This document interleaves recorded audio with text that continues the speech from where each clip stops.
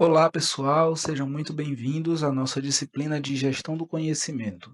Eu sou o professor Felipe Mota e nessa primeira aula a gente vai compreender o que é a gestão do conhecimento, por que ela é tão relevante nos dias de hoje, como ela surgiu, quais as suas bases teóricas e de que maneira ela impacta o desempenho das organizações. A proposta é que a gente entenda que não basta ter acesso às informações, é necessário saber como transformá-las em conhecimento útil, aplicável e estratégico para o desenvolvimento da empresa. Essa aula serve como uma porta de entrada para um tema que está no centro das transformações digitais, culturais e econômicas da atualidade. Nós vivemos hoje na chamada Era da Informação. Nunca antes na história humana nós tivemos acesso a tantos dados de forma tão rápida e globalizada, tá? Tão fácil.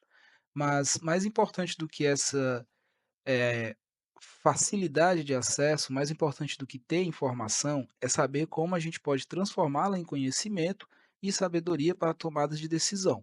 O conhecimento ele se tornou o principal ativo de pessoas e organizações. Ele define quem inova, quem se adapta às mudanças e quem se destaca no mercado.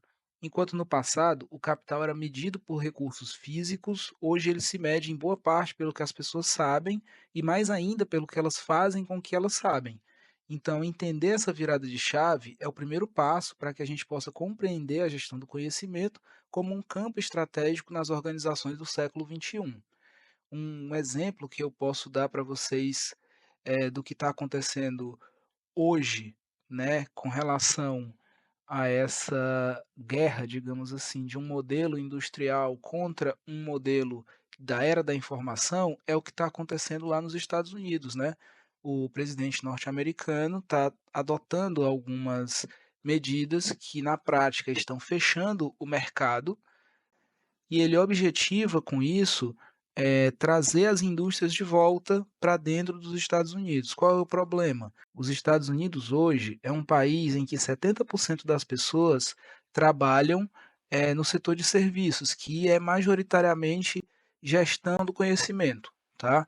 Então é muito complicado você trazer uma visão, que é uma visão antiga, uma visão do modelo industrial, uma visão que enxerga que os empregos e a qualidade de vida estão diretamente atrelada a uma produção bruta, sem um conhecimento adquirido ou agregado por trás, e principalmente num país que já está com um índice de transformação digital tão elevado como é hoje os Estados Unidos, né. Então a gente ainda encontra esse tipo de dualidade por aí, né, algumas pessoas resistem às transformações, resistem às mudanças, mas a gente tem que acompanhar os nossos tempos, né, e a gente vive hoje na era da informação, não tem como fugir disso. Durante o século XX, nós vivemos sob o paradigma do modelo industrial. As empresas mais valorizadas eram aquelas com grandes fábricas, máquinas, estoques e estruturas físicas. Já no século XXI, a gente está diante de um novo modelo, o modelo informacional. Aqui, o que gera valor são os ativos intangíveis, como o conhecimento, a capacidade de aprender, a criatividade e a inovação. Isso explica porque empresas como o Google ou a Meta são mais valiosas que muitas indústrias tradicionais. Elas lidam com ideias, algoritmos, dados, inclusive dados que às vezes nem foram concedidos pelos usuários, né? Tem muita polêmica em torno dessas empresas. E essa transformação impacta a forma como a gente trabalha, como a gente se organiza e como a gente compete no mercado, no mercado produtivo, né? No mercado de trabalho também, no mercado profissional. Então, eu nem preciso dizer, né, que entender esse movimento histórico é essencial para a gente perceber que a gestão do conhecimento se tornou um tema central nas organizações modernas. A era da informação, ela é marcada por duas características principais: a abundância de dados e a velocidade com que eles circulam. Com a internet, cada um de nós é ao mesmo tempo consumidor e produtor de informação, e isso cria um ambiente de excesso informacional que também é conhecido como infotoxicação, né, ou infoxicação, onde o desafio deixa de ser o acesso e passa a ser a organização, a curadoria e a aplicação do que realmente importa. E é aí que entra a gestão do conhecimento, como forma de filtrar, conectar e transformar dados em algo útil. Só produz valor o conhecimento que é bem interpretado, contextualizado e colocado em prática. Não basta ter uma planilha cheia de números, é preciso saber o que eles significam e como agir com base neles. Então, se a gente comparar, a grosso modo, né, era industrial contra a era da informação, a gente vai ter aí conceitos que são diametralmente opostos, né, como, por exemplo, músculo versus cérebro, tangível versus intangível, massa versus diversidade, né? Quando a gente pensa em massa, a gente pensa em uma unidade, não em diversidade. Hierarquia ou redes, conexões, algo mais descentralizado, comando e persuasão. Enfim, são conceitos que se apresentam opostos, né? Então, a era do conhecimento, ela realmente pode causar até um certo desconforto quem viveu bastante, quem se construiu como pessoa, né, como indivíduo dentro da era industrial. Vamos dar uma olhadinha agora, pessoal, num vídeo, né, que aborda um pouquinho esse tema da transformação digital e da mudança da era da indústria para a era do conhecimento. Hoje, tudo que eu sei sobre sociedade do conhecimento não vai me fazer sair por aquela porta ali R$ 50 mais pobre de conhecimento. Cada vez que eu compartilho o que eu sei com os outros, eu sei mais. Com o conhecimento não funciona as leis básicas da economia. Algumas das leis básicas da economia, dentre elas a teoria da escassez. Ao contrário, o que vale é a da abundância. Quanto mais compartilhar, mais conhecimento eu tenho. Quanto mais eu colaborar, melhor. Na era industrial, quanto mais eu competir, melhor. Porque é escasso. O petróleo vai acabar. Então eu tenho que tirar petróleo do meu vizinho. Eu tenho que invadir o Iraque e tirar o petróleo dele. Porque se ele tiver petróleo, eu não tenho petróleo. A competição feroz é o que vale num mundo industrial. Ela destruirá o país que quiser entrar na sociedade do conhecimento. O país que quiser entrar na sociedade do conhecimento colocando a competição desenfreada como seu valor número um, não vai conseguir se manter na posição de país líder do mundo. Como Portugal e Espanha, ao não entender a mudança paradigmática que estava acontecendo, né, no fim da era agrícola, Portugal e Espanha na era industrial são o quê? Países que não têm importância quase nenhuma na era industrial. Estados Unidos se transformou a nova potência industrial, né, do mundo, que não era nada na era agrícola. Um ponto fundamental para a gente poder organizar as informações que a gente tem disponíveis é entender a diferença entre dado, informação e conhecimento. Um dado, ele é um valor bruto, sem contexto. Por exemplo, 25 graus Celsius, ou 123 unidades, ou 8 horas. Isso sozinho não me dá nenhuma definição, é apenas uma informação solta. Já a informação é o dado interpretado. Quando eu digo a temperatura hoje é 25 graus Celsius, eu dou sentido àquele 25 graus Celsius que antes era um dado solto. Já o conhecimento é o uso estratégico da informação para a tomada de decisões. Exemplo: se a produção cair abaixo de 120 peças, precisamos revisar o processo.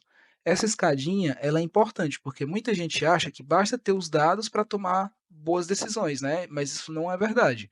O dado ele precisa virar informação e a informação precisa ser absorvida, compreendida e utilizada.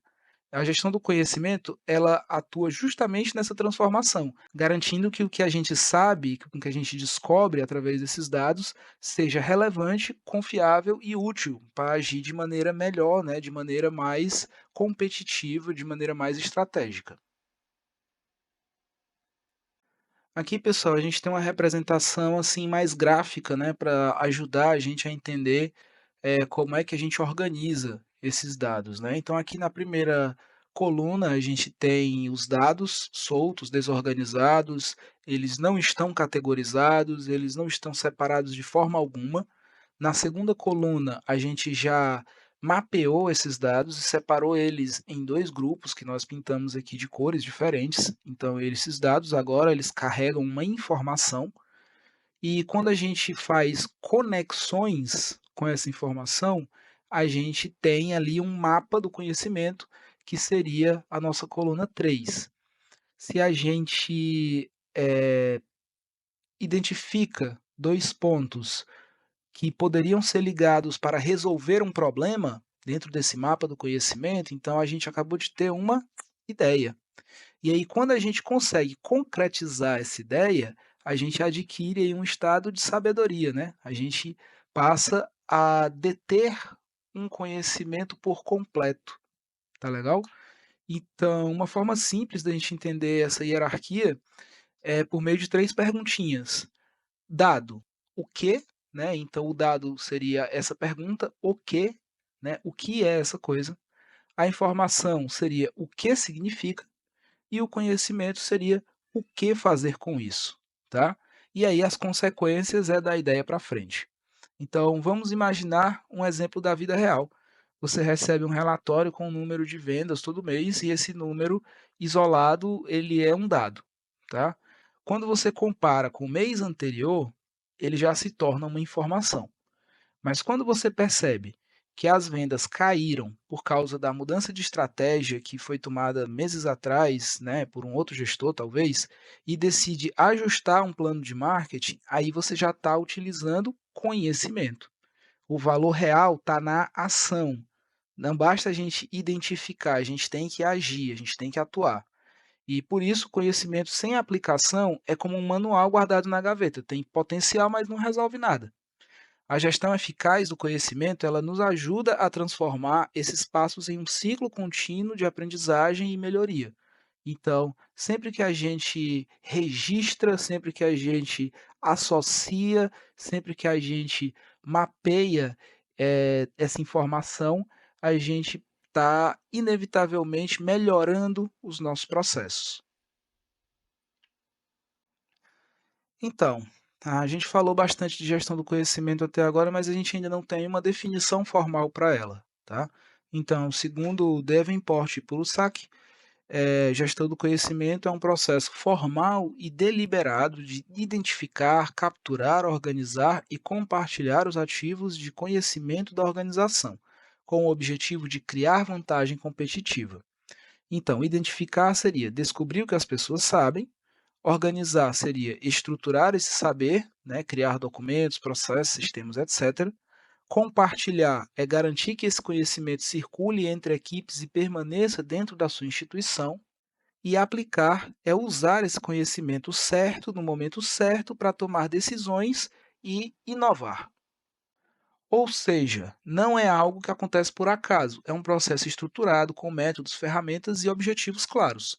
O foco aqui é transformar o que as pessoas sabem, seja de forma tácita ou explícita, a gente vai já falar o que é conhecimento tácito, o que é conhecimento explícito, em vantagem competitiva sustentável.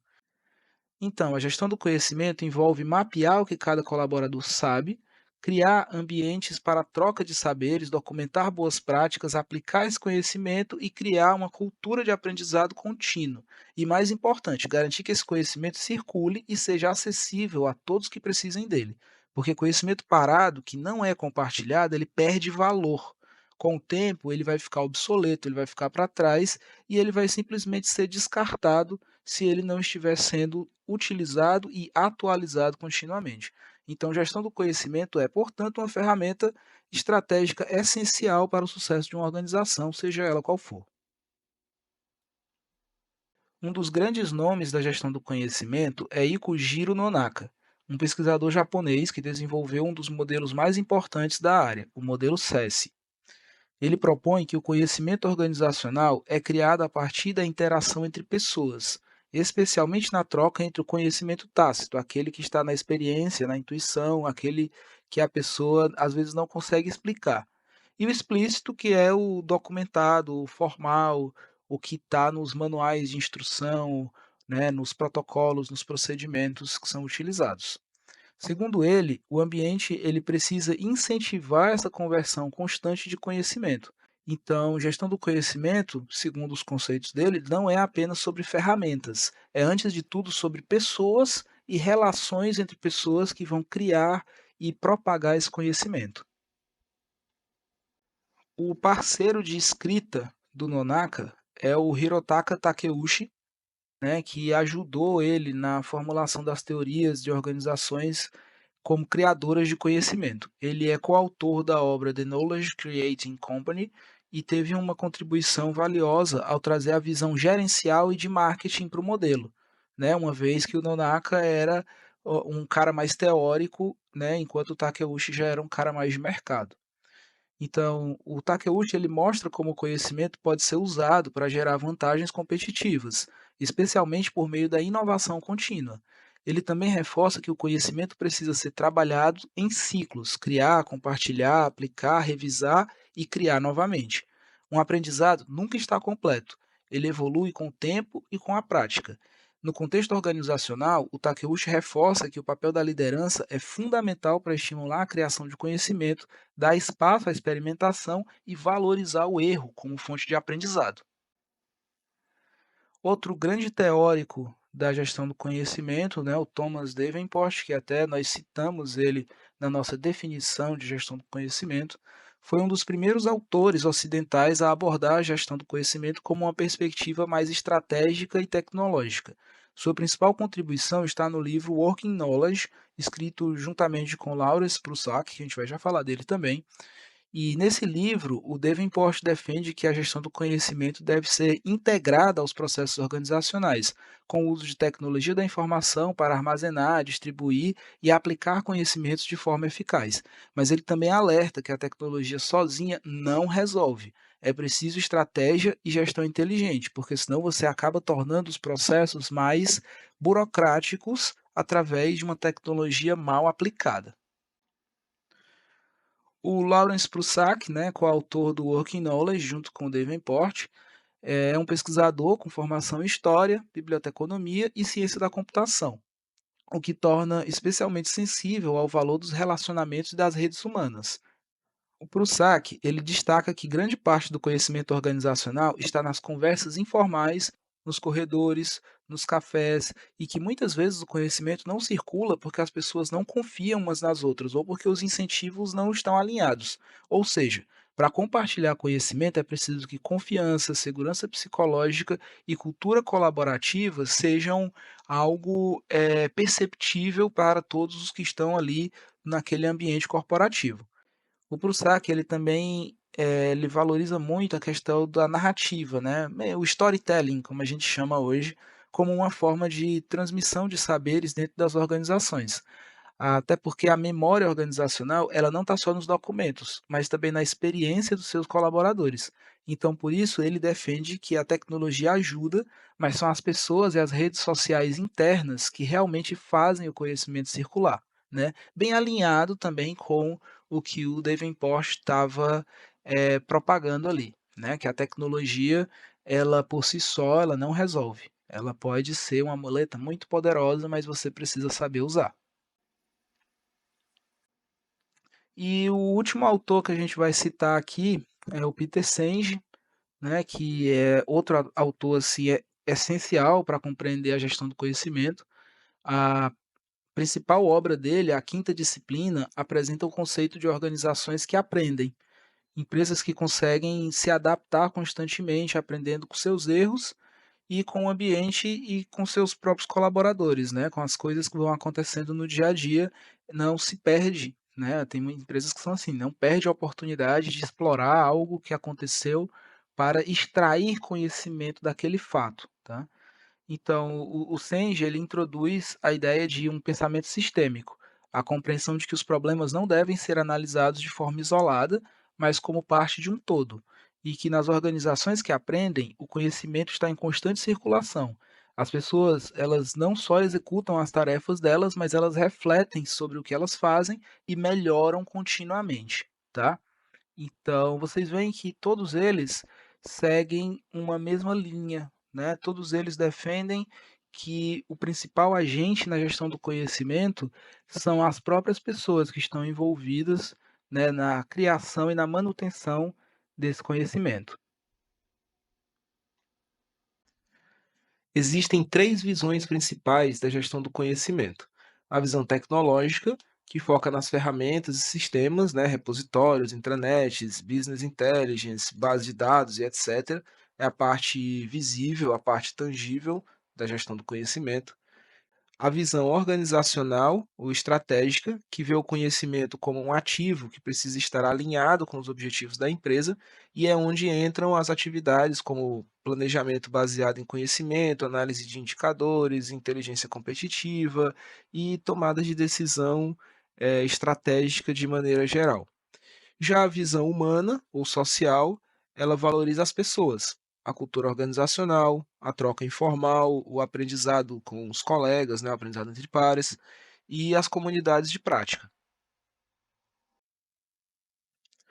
Para criar conhecimento, a empresa deve criar um ambiente no qual os funcionários se sintam à vontade para comprometer-se com a empresa e com seus colegas, né? Aqui uma citação do Nonaka e do Takeuchi. E basicamente, o que que eles querem dizer com isso? Eles querem dizer que nenhuma visão é isolada, tá? As organizações mais bem-sucedidas, elas costumam integrar essas três abordagens. Então, quando você pensa dentro da engenharia da produção, essa integração ela é fundamental porque ela envolve processos, tecnologia e pessoas. E se vocês analisarem a fundo, vocês vão perceber essas conexões, né? Não existem processos sem pessoas para criar esses processos. E esses processos, no fundo, têm o objetivo de nortear o uso de uma tecnologia, que por sua vez já foi desenvolvida por essas pessoas. Então está tudo interligado e tudo vai evoluindo junto conforme você vai gerando mais conhecimento e agregando mais know-how dentro dessa atividade que você está exercendo ou gerenciando. Vamos dar uma olhada agora em outro vídeo, e esse vídeo aqui ele tem como título a perspectiva do trabalho na era do conhecimento.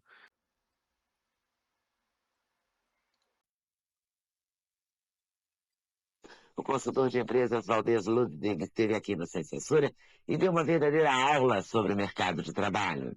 Há uma transformação na economia toda. Então, o resumo da ópera é assim. Nós temos uma economia baseada em conhecimento. Só se vende, só se compra, isso é conhecimento. Se ela é baseada em conhecimento, o que importa mesmo é a inovação. O que importa para uma empresa, o único fator de competitividade que sobrou para as empresas chama-se inovação, capacidade de inovar. Né?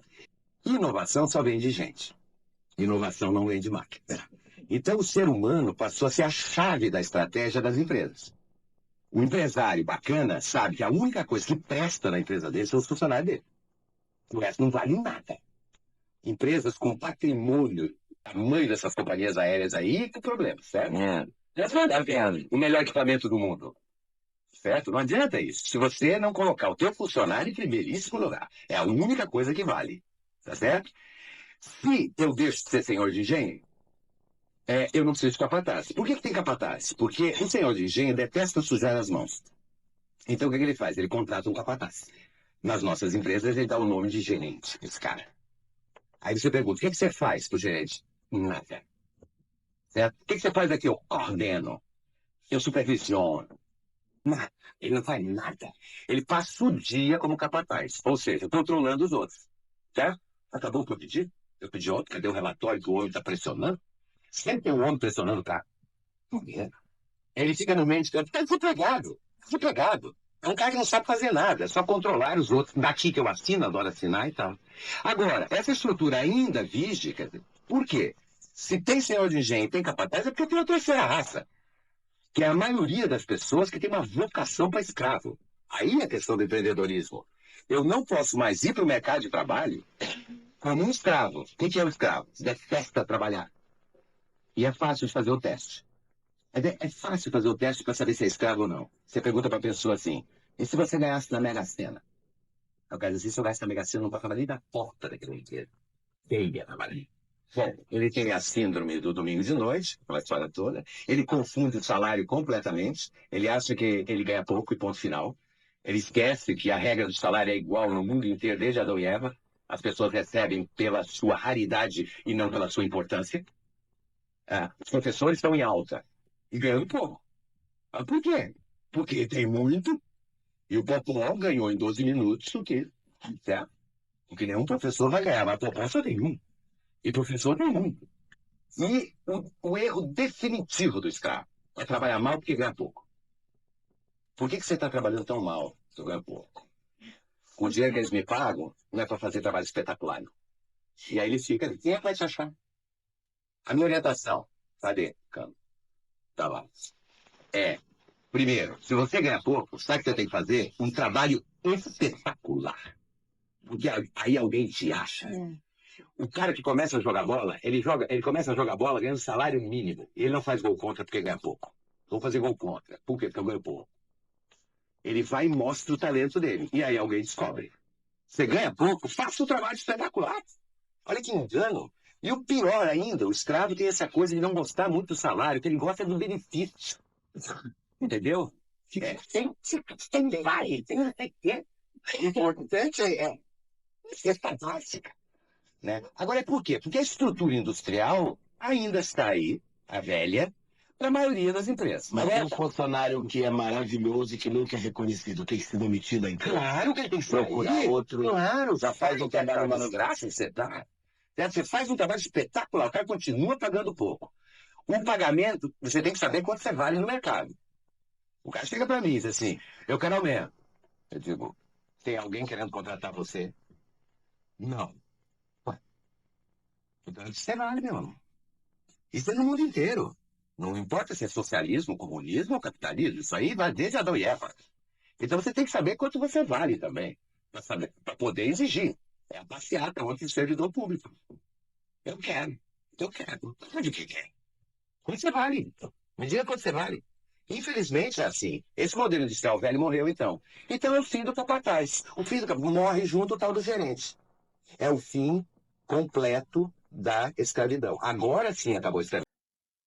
Então, é isso, né? A gente vive hoje num mundo onde não são só mais os produtos físicos em si, mas o valor que está agregado a eles que vai aumentar a sua necessidade no mercado, vai aumentar o seu sucesso dentro de um ciclo de vida do produto, tá? Como alguns exemplos a gente pode citar o Google, a Tesla, a Amazon, eles não vendem apenas o produto, eles vendem inteligência e soluções baseadas em conhecimento. Então, quando você contrata, por exemplo, um servidor da Amazon, você ali no fundo está contratando um pacote de serviços, um know-how que a Amazon tem, que ela vai te dar como se fosse uma orientação, né? É como se você pagasse por uma consultoria, digamos assim. E a gente vê esse tipo de modelo ficando bem popular, até com outras coisas, né? Como, por exemplo, o pessoal da comunidade 3D, né, da comunidade de impressão 3D, sempre baixou arquivos da internet de diversos lugares, né, arquivos 3D. E hoje sempre foi um problema muito grande, questão de vazamentos, né, de uma pessoa que compra e depois distribui sem poder, questão de direitos autorais. Às vezes a própria empresa dona de um personagem processa um modelador que criou uma versão daquele personagem em 3D. Enfim, hoje existem plataformas que você paga para ter acesso a esse conhecimento todo organizado e com garantia de que não haverão tantos vazamentos. Vazamento sempre vai ter, né? Mas que não haverão tantos vazamentos, que você vai ter ali um modelo exclusivo, ou então se você é um modelador, que você vai ter um público que vai ser, como é que eu posso dizer, honesto com o seu trabalho e não vazar o seu trabalho, tá? Então hoje a maioria das empresas agrega valor de outras formas ao seu produto, não só de maneira física. Vamos falar agora sobre gestão do conhecimento em empresas. Tá, mas por que falar tanto sobre gestão do conhecimento nas organizações?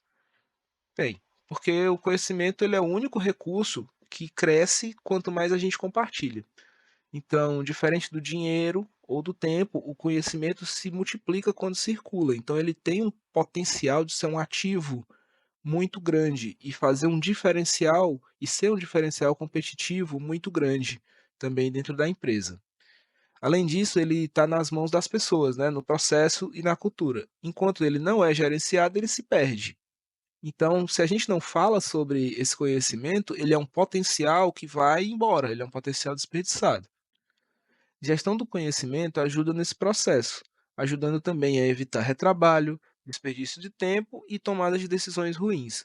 Ela também é essencial para que a inovação aconteça, pois nenhuma ideia surge do nada. Toda ideia ela se constrói sobre conhecimentos anteriores. Como já dizia Isaac Newton, se cheguei até aqui é porque me apoiei nos ombros de gigantes. Então, nenhuma ideia ela nasce num dia e se concretiza no outro. Ela tem um longo caminho, cheio de falhas, cheio de problemas e cheio de oportunidades de aprendizado, de melhoria e de evolução do conhecimento. Resumindo isso em alguns tópicos para a gente poder lembrar, né, ficar mais fácil da gente solidificar essa informação, nós podemos dizer que falamos sobre o conhecimento nas organizações porque o conhecimento gera vantagem competitiva, é renovável e compartilhável, está nas pessoas, nos processos e na cultura, porque o conhecimento gera inovação, né? Ainda a inovação ela depende do conhecimento e porque a falta de conhecimento leva à perda de tempo, retrabalho e risco. Então, né, só reforçando, como já disse aí o autor Peter Drucker, o conhecimento é o único recurso que aumenta quanto mais é usado. Então, quanto mais você usa, mais você vai ter. Não se acanhem, pode usar aí o conhecimento à vontade. Vamos ver agora outro vídeo, que tem como título Como a gestão do conhecimento pode ajudar a sua empresa. Ele mostra a história de um funcionário de uma empresa que utiliza técnicas, né, que utiliza o conhecimento que ele tem sobre gestão do conhecimento para aplicar no seu dia a dia. Sabe tudo sobre a empresa em que atua. Só que um dia aconteceu algo inesperado. Lucas pegou uma gripe daquelas e precisou faltar no trabalho. Ninguém imaginava o tamanho da confusão que isso poderia causar. Clientes, fornecedores e colegas perguntavam sobre as entregas do dia e ninguém sabia responder. Chegaram até a olhar se Lucas tinha deixado algo anotado em sua mesa, mas nada encontraram. Estava tudo na cabeça dele. Depois de algumas horas de pesquisa, as tarefas mais urgentes foram resolvidas com atraso e várias atividades dos demais funcionários até deixaram de ser feitas. Quando Lucas retornou e soube de tudo o que aconteceu, tomou uma decisão em conjunto com a sua equipe. Iriam estruturar o conhecimento da empresa para ser utilizado de forma correta e na hora certa, mesmo quando alguns profissionais não pudessem estar presentes. Os colaboradores passaram por treinamentos para entender sobre gestão do conhecimento e seus benefícios. Em seguida, receberam orientações para utilizar novos processos e ferramentas e otimizar aqueles que já existiam. Muita coisa mudou na empresa depois disso. A comunicação entre os colaboradores melhorou e o tempo que se gastava com processos burocráticos e procura de informações passou a ser aplicado em capacitação e atividades mais estratégicas. As decisões tomadas hoje têm bem mais qualidade, já que são pautadas em informações estruturadas e precisas. Esses e vários outros resultados positivos ajudaram a empresa a expandir e muito os seus negócios. E o Lucas, ele continua sendo o cara, mas agora consegue gerar resultados ainda melhores, alinhando suas ações à gestão do conhecimento para ajudar a empresa a crescer. Moral da história: faça como Lucas e sua equipe. Utilize o conhecimento que já está dentro da sua organização como uma estratégia para potencializar os resultados. Fale com os especialistas em achar caminhos para destacar sua empresa no mercado.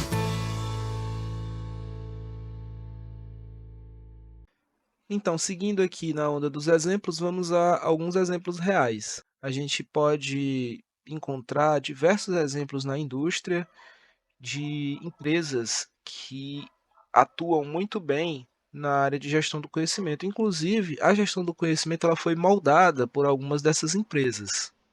Um exemplo clássico de gestão do conhecimento aplicada é o da Toyota. uma das maiores montadoras de carro do mundo. A empresa é reconhecida pelo seu sistema de produção eficiente e pela cultura de melhoria contínua. E tudo isso está profundamente ligado aqui com os conceitos de gestão do conhecimento. No chão de fábrica da Toyota, ela implementa o sistema Kaizen, que incentiva os próprios trabalhadores a sugerirem melhorias diariamente. As ideias dos trabalhadores, elas não ficam apenas ali numa sugestão, né? Não fica só num papel, elas são analisadas, aplicadas, documentadas e compartilhadas com todo mundo na organização. Então, o conhecimento, nesse caso, ele não é centralizado. Ele é construído coletivamente com base na experiência do que todo mundo, do que cada operador está vivendo do processo. E isso mostra como a gestão do conhecimento vai além dos escritórios ou dos departamentos de TI, né? Ela está sempre na rotina operacional, nas pequenas observações, nas conversas entre os colegas e etc., como a gente já vem falando aqui, né? Então, como resultado disso, a gente vai ter, como também já citamos, a redução de desperdícios, o aumento da produtividade, a criação de uma cultura organizacional que valoriza o saber coletivo, então se torna até um ambiente muito mais agradável, né, de estar, de trabalhar. Eu trouxe aqui outro vídeo que fala só sobre esse sistema de produção da Toyota, né, o TPS, que é o Toyota Production System, né, ou Sistema Toyota de Produção.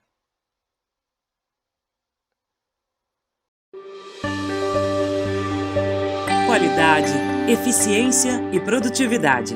Estas são características frequentemente associadas aos automóveis que produzimos e à nossa forma de trabalhar.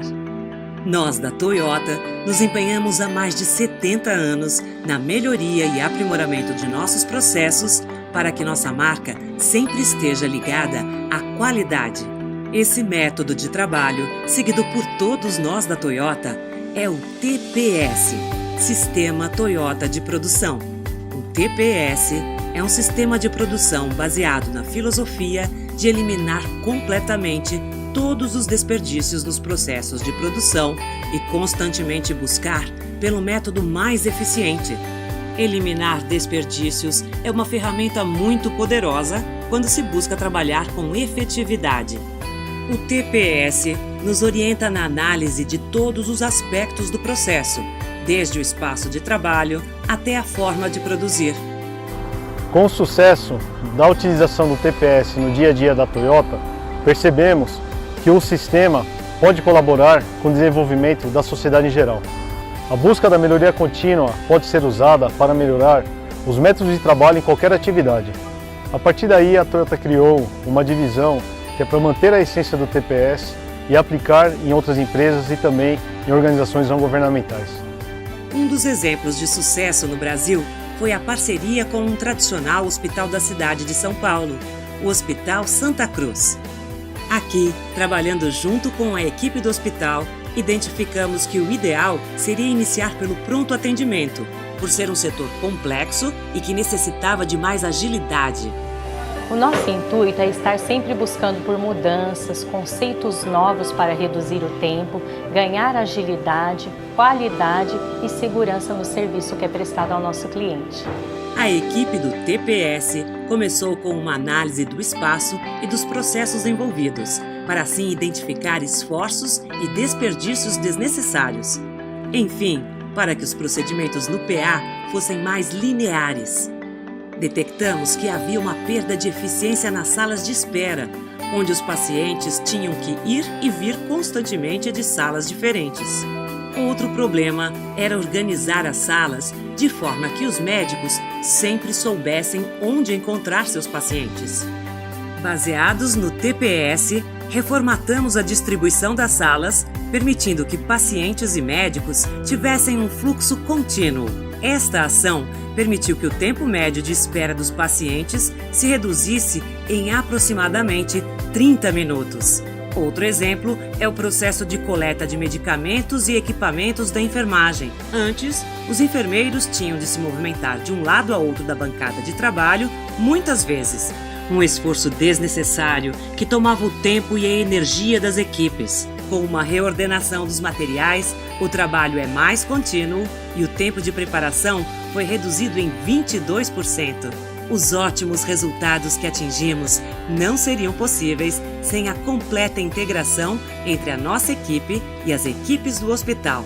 Para nós, isso é uma grande alegria receber esse sistema Toyota que é bastante aplicável também num hospital que atendemos pessoas, atendemos para salvar a vida. Isso que faz a diferença. I've been a student of the Toyota Production System for 30 years, and I've always believed that the Toyota Production System could be utilized anywhere to do anything. As you saw in the video, it was used in a very important institution, a hospital. That the employees improved their jobs, and you could see the smiles on their face and less stress in doing your work. And also the biggest benefit are the clients. The wait time is reduced. But more importantly, I want to thank the hospital team because it took courage to take on a project like this, to be open-minded to new ideas to improve their processes, to improve their company, but most importantly, improve customer satisfaction.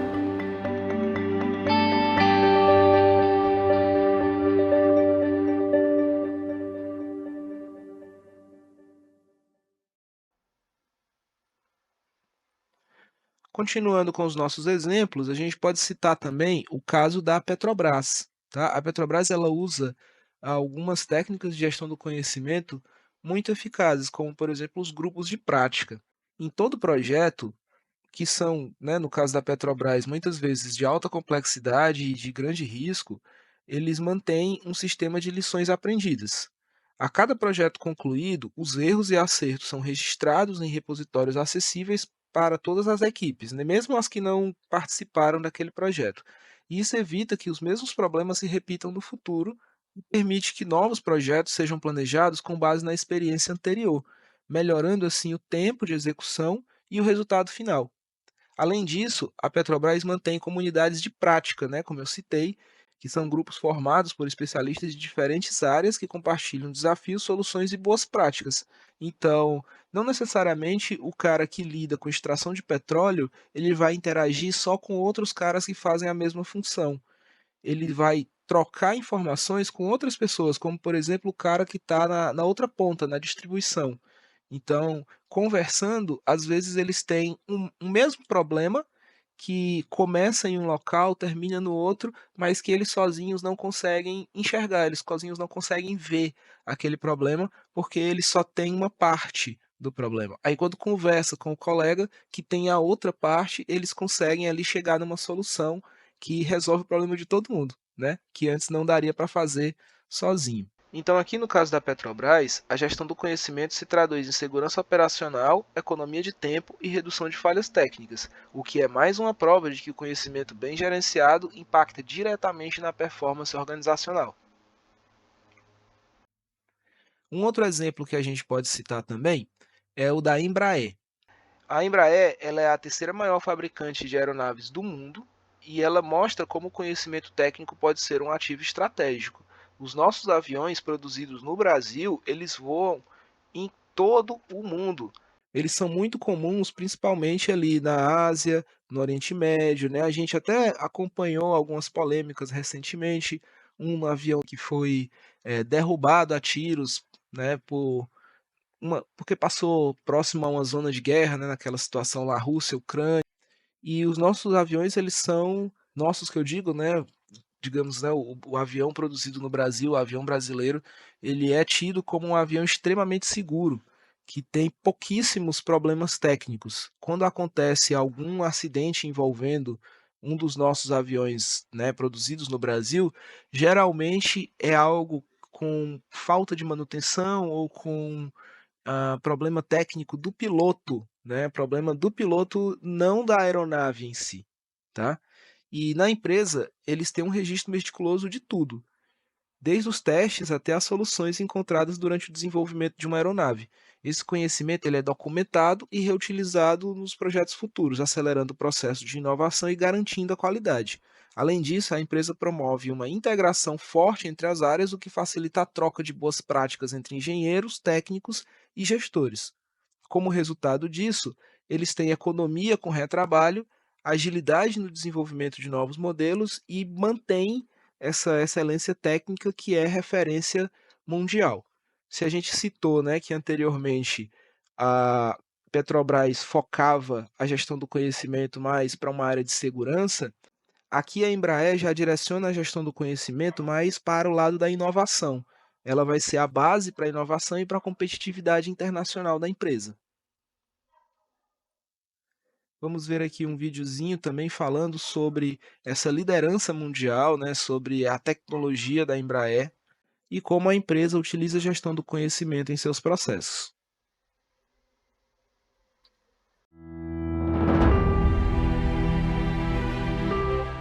A Embraer é líder mundial na fabricação de aeronaves comerciais de até 150 assentos e uma das maiores fabricantes de jatos executivos e de defesa e segurança. É também a maior exportadora de produtos de alta tecnologia do Brasil.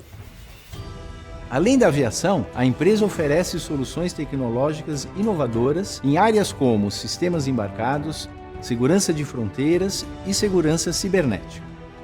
E está empenhada em desenvolver tecnologias emergentes e sustentáveis, como zero emissões, voos autônomos e o futuro da mobilidade aérea urbana. A Embraer se destaca pela sua habilidade de antecipar tendências e impulsionar constantemente a inovação em um mercado global altamente competitivo. Para nós, inovação é toda solução nova que, ao ser colocada em prática, atende 3 requisitos fundamentais: criar valor para o usuário final, oferecer uma vantagem competitiva para os clientes e ter um impacto positivo na qualidade de vida das pessoas. A inovação faz parte do DNA da Embraer, que em pouco mais de 50 anos criou, fabricou e certificou mais de 40 aeronaves que revolucionaram a aviação global. Como um último exemplo de empresa que utiliza a gestão do conhecimento de maneira competitiva, a gente pode citar o Google. O Google ele é uma referência global quando a gente fala em cultura de inovação. E isso está diretamente ligado à forma como a empresa lida com o conhecimento. Lá o ambiente de trabalho é aberto, informal e é altamente colaborativo. Hoje não tanto quanto no começo do Google, mas continua sendo, né, continua seguindo esses mesmos princípios. Os funcionários eles são incentivados a compartilhar ideias, testar soluções e aprender com os erros. Além disso, a empresa oferece treinamento contínuo, acesso às ferramentas internas e liberdade para explorar novos projetos. Produtos como o Gmail, o Google Docs e o Maps, eles surgiram justamente de iniciativas internas criadas por colaboradores com base no conhecimento coletivo. Então não era assim um direcionamento da gestão. Foi algo que surgiu espontaneamente a partir da geração de mais conhecimento dentro da empresa. Então, pessoal, resumindo, o que muda quando o conhecimento é bem gerenciado? Temos decisões mais rápidas e assertivas, redução de retrabalho e erros, inovação mais constante, aumento da eficiência operacional e maior retenção de conhecimento organizacional. Se a gente pudesse resumir a aula de hoje em uma frase, eu utilizaria essa frase do Dale Carnegie: o conhecimento não é poder até ser aplicado. Então, se você tem informação, mas você não aplica ela, essa informação ela é inútil. Ela não está contribuindo em nada para o seu crescimento ou crescimento da sua empresa. E o que acontece sem a gestão do conhecimento? Nós vamos ter perda de conhecimento com a saída de colaboradores, retrabalho frequente e repetição de erros, decisões lentas e mal fundamentadas, dificuldade de inovação e adaptação e informações isoladas e mal aproveitadas. O que a empresa não sabe que sabe pode estar custando caro. E fica aí essa reflexão para vocês com essa frase do Carl Wig. Essa foi a nossa primeira aula de gestão do conhecimento. Na próxima aula a gente vai avançar um pouquinho mais, aprofundando os modelos de criação e gestão de conhecimento e algumas ferramentas práticas que vocês vão poder usar. E eu espero que vocês tenham gostado. Um abraço e até a próxima.